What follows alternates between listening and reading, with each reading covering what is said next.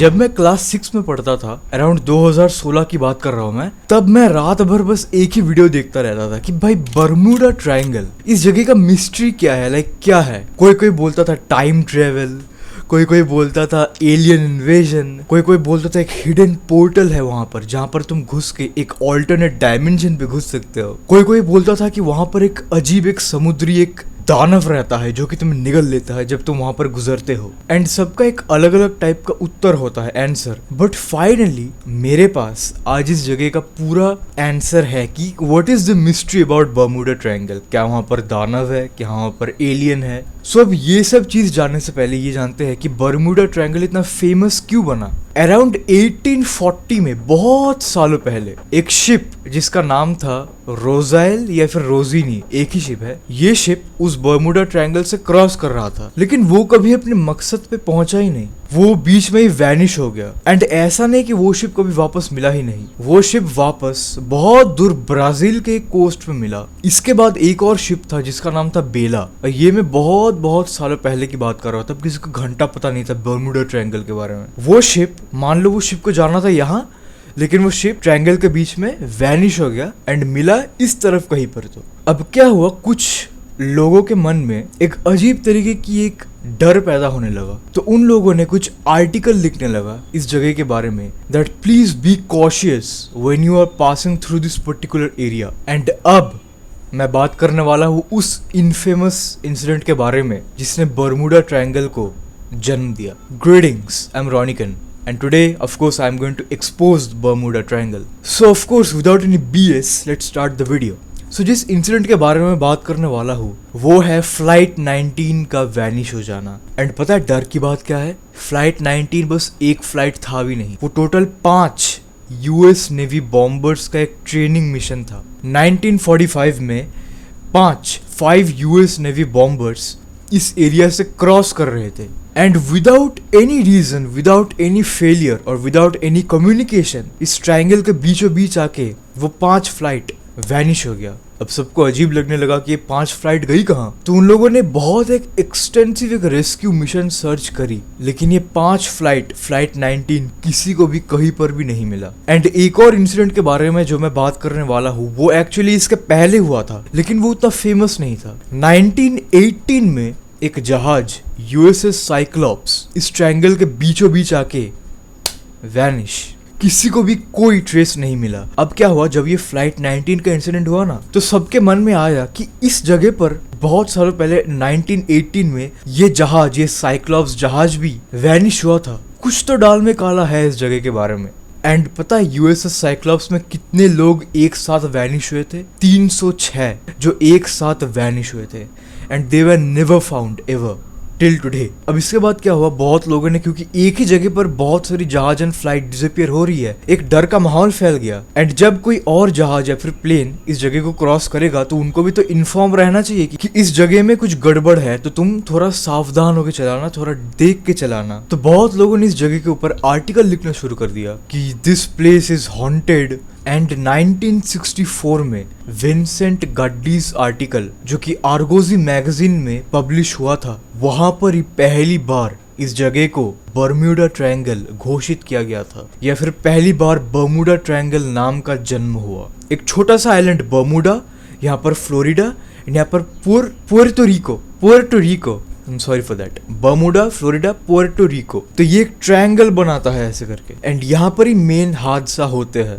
And पता है इसका नाम पहले बर्मुडा ट्रायंगल नहीं था, इसका नाम पहले एक और आर्टिकल ने, एक जॉर्ज नाम का बंदा, उसने इस जगह का नाम दिया था sea mystery at our back door. So इसके बाद लोगों ने अपने अपने थ्योरीज बनाना स्टार्ट किए इसके ऊपर। एंड इसमें से कुछ फेमस थ्योरीज में नंबर 1 पे आता है एटलांटिस का थ्योरी। इस एटलांटिस थ्योरी के मुताबिक इस पूरे ट्रायंगल एरिया के नीचे एक हिडन एक सिविलाइजेशन है। इवन ग्रीक माइथोलॉजी में एक ऐसे अंडर वाटर सिविलाइजेशन का इंफॉर्मेशन मेंशन्ड भी किया गया है। सो वहां से कनेक्ट करके यहाँ पर इस थ्योरी को लगाया गया कि यहाँ पर एक अंडर वाटर सिविलाइजेशन है विथ वेरी एडवांस टेक्नोलॉजी, और जब भी इसके ऊपर से कोई भी जाता है तो ये लोग उसको नीचे अपने साथ बुला लेता है या फिर something like that. And number 2 UFO of course. अब कुछ लोगों ने, ये झूठ है या सही मैं तुम पर छोड़ता हूँ, ये मेंशन किया है कि इस एरिया के ऊपर उन लोगों को कुछ अजीब तरीके की रोशनियां, लाइट दिखी है। सूरज की किरणें नहीं, रात में चांद की किरणें नहीं, एक अजीब टाइप के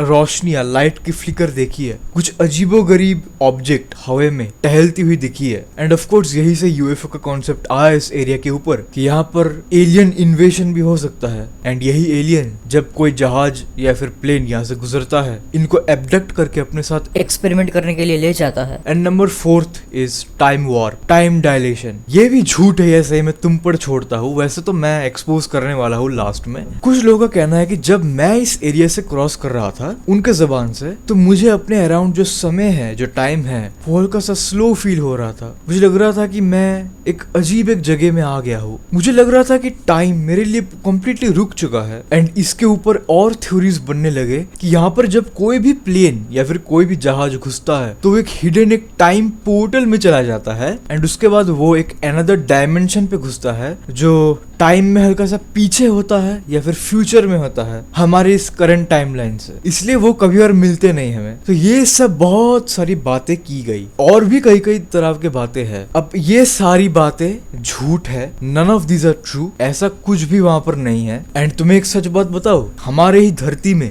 एक ऐसा जगह है जिसके बारे में तुम्हें नहीं पता है। आई कैन एश्योर दैट, जो कि बर्मुडा ट्रायंगल से 10,000 टाइम्स ज्यादा खतरनाक है। मैं उस जगह का नाम अभी नहीं बोलूंगा, वीडियो के लास्ट में बोलूंगा। उससे पहले मैं बताता हूँ कि क्यों बर्मुडा ट्रायंगल में ये सब हादसा होता है। अब आपको एक चीज समझना पड़ेगा। अगर आप एक जहाज लेकर, वो भी बहुत साल पहले, आज की मॉडर्न जहाज की बात नहीं कर रहा हूँ मैं, आप जहाज को लेकर ये किस तरीके से पता लगाओगे कि आप सामने जा रहे हो कि लेफ्ट पे या फिर राइट पे जा रहे हो? Compass, right. कॉम्पस में वो जो लाल वाला हिस्सा होता है जो कि हमेशा नॉर्थ पॉइंट करता है। एंड ऑफ कोर्स अगर तुम भी जहाज के अंदर हो एंड तुम्हें नॉर्थ जाना है तो तुम कॉम्पस पे देखोगे ये लाल पॉइंट जहां पर मार्क करता है वही नॉर्थ है। लेकिन ऐसा नहीं होता। कॉम्पस में जो मैग्नेटिक नॉर्थ दिखाता है वो एक्चुअल नॉर्थ नहीं होता।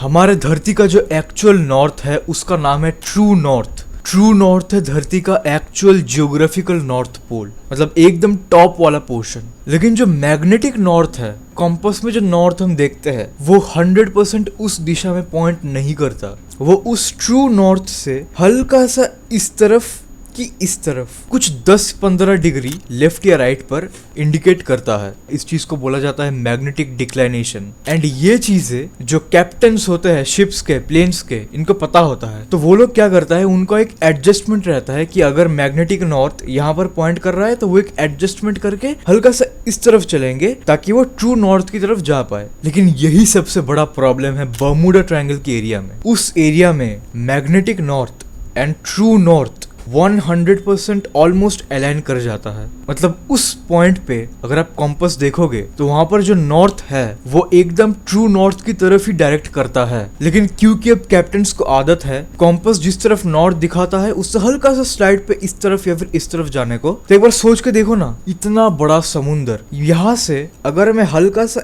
ऐसे भी मोड़ जाऊँ हल्का सा इस तरफ, तो मुझे जाना था यहाँ पर, लेकिन मैं अब चला जाऊंगा यहाँ पर। समझ रहे हो? इस तरीके से वहां पर लोग भटकते हैं। Human error one of the biggest reason है वहां पर भटकने के लिए। ये हुआ पहला reason, under water methane gas explosion. ये एक बहुत एक डरावना चीज है। सीरियसली इस चीज को जानने के बाद मुझे जहाज में जाने का कोई इंटरेस्ट नहीं है। कोई बहुत बड़ा जानवर, कोई व्हेल या फिर कोई प्री हिस्टोरिक जानवर समुद्र के एकदम नीचे ऐसे मर जाता है और उसके ऊपर सेडिमेंट्स आके सी फ्लोर उसके ऊपर चला जाता है, सो उस एरिया पे एक मीथेन गैस बढ़ने लगता है। एंड वो एरिया ऐसे फूल जाता है गुब्बारे की तरह, एंड वो कभी भी फट सकता है। एंड अगर हल्का सा भी अर्थक्वेक या फिर हल्का सा भी कुछ हुआ जिससे सी बेड हल्का सा हिला तो वो मीथेन गैस एक्सप्लोड हो जाता है एंड वो पूरा गैस एक बबल की तरह ऊपर उठ जाता है। एंड तब अगर कोई जहाज ऊपर बॉयंसी की वजह से ऐसे फ्लोट कर रहा है तो जैसे ही वो गैस बबल वहां पर आएगा, पानी का जो बॉयंसी है, बॉयंसी के सहारे तो कोई भी चीज फ्लोट करता है समुद्र के ऊपर, वो बॉयंसी ही खत्म कर देता है। 2 सेकंड के अंदर इतना बड़ा शिप ऐसे घुस जाता है पानी के अंदर, उनको कोई मौका ही नहीं मिलता सिग्नल विग्नल भेजने का। एंड ये चीज बहुत रेयर होता है, उतना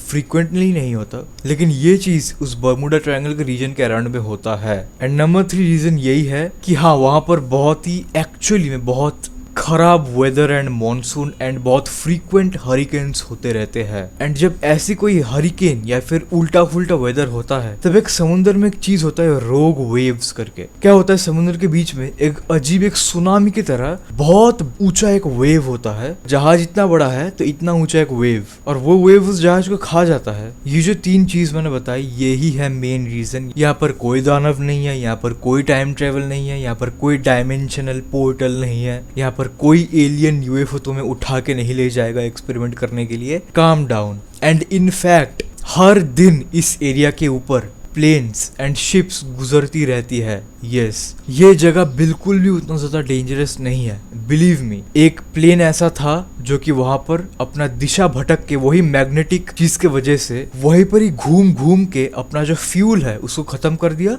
एंड वहीं पर समुद्र के ऊपर जाके क्रैश कर दिया। So kind of that was the story about Bermuda triangle. And तुम सोच रहे होगे कि उस जगह का नाम क्या है जो इससे भी 10,000 गुना ज्यादा खतरनाक है। I think I will make the next video on it. मैं उसका नाम यहाँ पर नहीं लूंगा। So please like this video and subscribe to this channel of course. And of course thank you so much video को इतना दूर तक देखने के लिए। मैं चला उस वीडियो के ऊपर काम करने, तब तक के लिए हैव अ नाइस डे।